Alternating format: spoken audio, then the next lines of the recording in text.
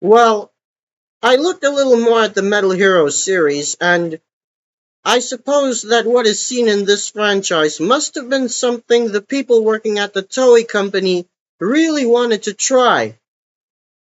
I don't know how much Super Sentai, and Kamen Rider for that matter, touched into the things seen in Metal Hero, but I doubt it's as much as Metal Hero.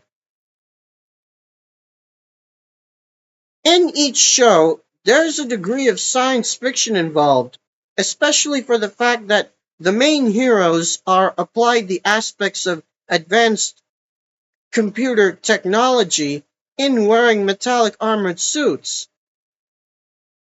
Notwithstanding that it was done in other shows at the time, if any, it's an outstanding concept for here. But as good as that was, there was an amount of visual effects that were very limited for its time. Not to mention that the CG effects seen in Kamen Rider and Super Sentai after the 2000s hasn't been figured out yet. Considering the above factors, Metal Hero can feel like a franchise out of its time. In such sense, I don't think the 1980s was a good time for it to start. I think it really should have started at a much later decade.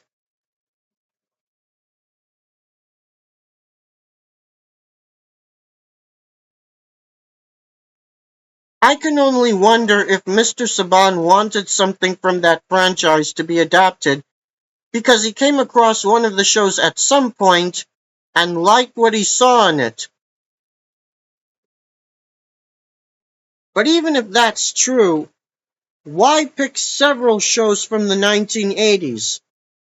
That's what he and his studio did to produce VR Troopers, and for it to have a similar feeling of Power Rangers.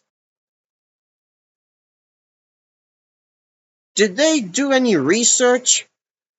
I mean, considering that they actually used clips from those episodes, it's not rocket science that something from a previous decade would be of overall lower quality, is it? But on the other hand, the suits worn by the heroes in a lot of the series in those years certainly are good lookers that yet give remarkable definitions of what a technologically superpowered hero should look like. So that's possibly the biggest feature of it that got Mr. Saban's attention.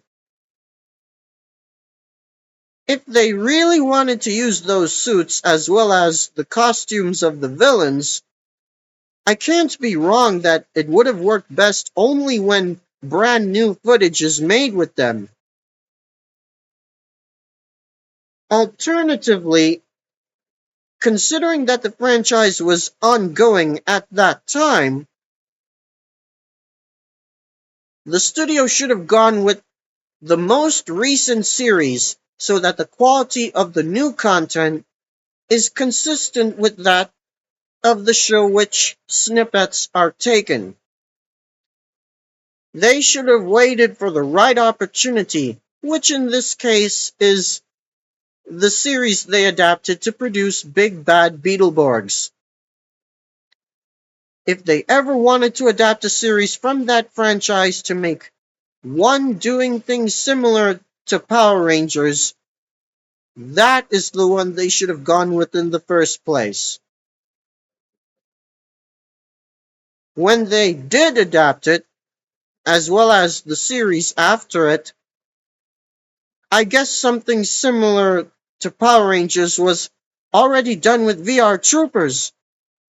So the new show had to be a different kind of show. Ultimately, regardless of whoever actually liked the shows,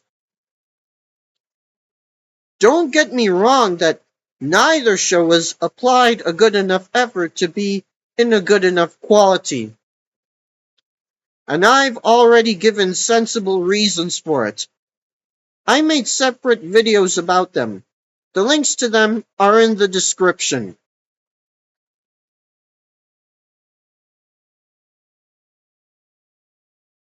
If attempts to adapt a Metal Hero show is because of only the suits, that can't surprise anyone. But all the same, many of the suits look like they really should be in English language shows. And in that regard, here are all the suits that I believe are most deserving. Actually splendid for the first attempt. Even if just for the shiny gray suit, I'd think of the person wearing it like a knight with computer technology implemented. Distinguishable from the fursuit to say the least, not to mention that it can certainly get the enemy's attention, especially because of most of it colored red. I think a reason for the majority of the suit colored blue can be come up. They'll just have to refer to the source material to get an idea. Other than that, another unique suit to make another unique hero. White with red accents make this suit spot on.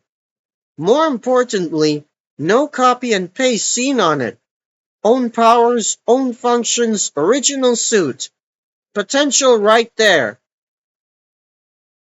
For suits for a leading male and a supporting female, all I can say is that they both work, especially when the suit for the male character is given more details as he is the main character.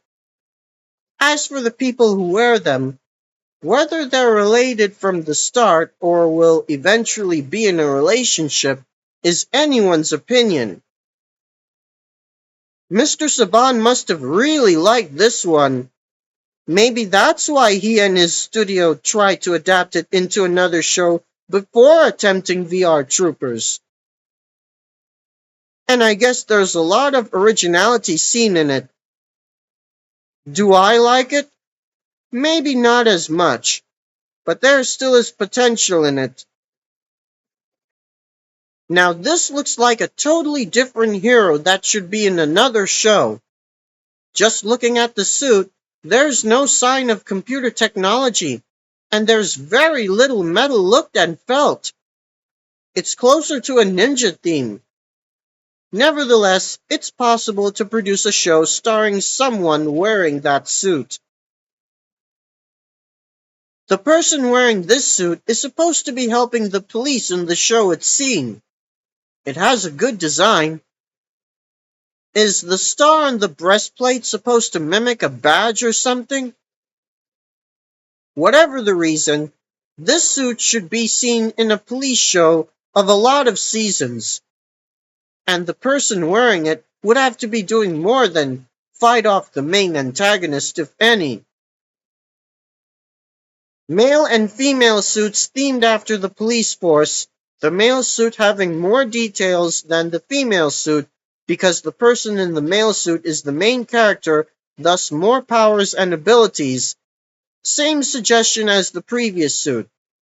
And it doesn't have to be a continuation of the show featuring the previous suit. Now these suits can certainly make you think Power Rangers. Nonetheless, there is also the element of police incorporated in them. But that doesn't mean that there's no chance that they can be adapted. A good suggestion would be to apply at least one thing similar to Space Patrol Delta. Before you think I'm going to say these two are themed after the police force as well, they're not. There's just less of it. The light purple suit seems to have a bit more technological features, whereas the other suit has a bit more visual aesthetics. Just like the characters in the original show who are actually androids, the both humans in the adaptation who have to wear the suits, which of course the androids look like, should be like equal partners, even though one of them is the main hero and the person wearing the second suit accompanies the first person sometime later. Somehow, I feel like the light purple suit should be worn by a female person. Like I said, if Saban ever wanted to adapt a series from the franchise and make it into something like a sister series of Power Rangers, this is what they could have gone with in the first place. I already made a video detailing how it should be done. The link to it is in the description as well. Now this has a lot of similarities to the suits of the previous installment. It's hard to decide the right way to go with it.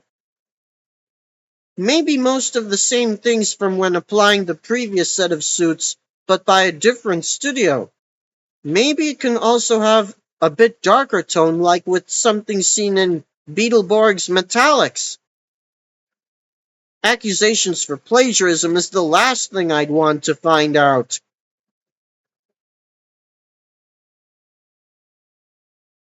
You'd think I should be looking at more than the suits, but the heroes wearing the suits are what the shows are about, right?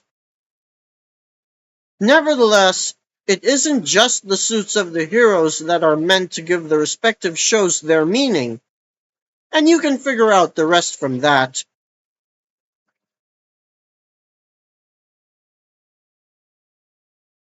Now, I'm not all into this franchise, let alone for the specific themes and elements that the franchise heavily employs, but I'm certain only that there is very much potential to be found in a lot of the shows for there to be new shows having the same stuff. Overall, does any show from that franchise deserve to be adapted into an English language series that features the same suits and costumes?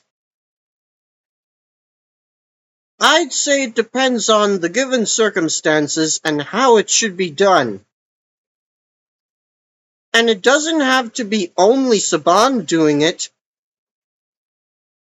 While that studio could be allowed by Toei to use the blue, red, and green bug-looking suits, other studios that produce English language shows could have been given the rights to use the hero suits as well as the villain costumes from other installments, albeit the ones I've shown in this video. It's only that they'd have to make new footage and effects for consistent quality and apply much less similarities of Power Rangers. Making an entire franchise of adaptations is not necessary, and trying to fit certain suits from different shows into a team is entirely an option and will have to require extra thinking, developing, and processing. But when done right, there could have been resulted English language adaptations that are more substantial than VR Troopers and Beetleborgs.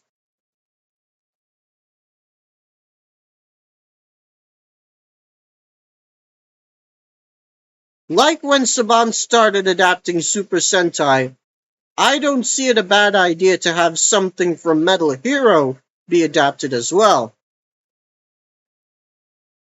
But for there to be good enough shows out of that,